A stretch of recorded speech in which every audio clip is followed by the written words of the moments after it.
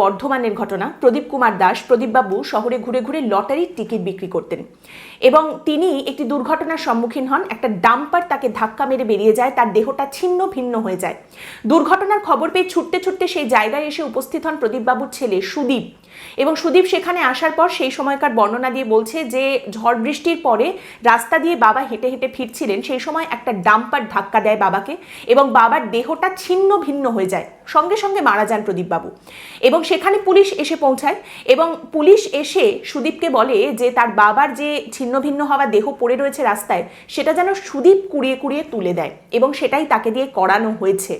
যে বাবার দেহ ছিন্ন ভিন্ন হয়ে গেছে সেই শোকার্ত ছেলেকে দিয়ে বাবার দেহাংশ রাস্তা থেকে কুড়িয়ে তোলানো হয়েছে। সুদীপ বলছে পুলিশ এলো, ওরা কিছুই করলো না, আমাকে বলল ওই দেহাংশ সমস্ত কিছু তুলে দিতে, কুড়িয়ে দিতে, আমি সেটাই করলাম। এটা আমি কোনো দিন ভুলতে পারবো না। আর পুলিশ কি বলছে? জেলার পুলিশ সুপারের সঙ্গে সংবাদ মাধ্যমের তরফ থেকে যোগাযোগ করা হলে ছোট্ট একটি উত্তর পুলিশ সুপার দিয়েছেন। তিনি বলছেন বিষয়টা খতিয়ে দেখা হচ্ছে। ব্যাস, খতিয়ে দেখা হচ্ছে তো বিষয়টা, আবার কি চাই?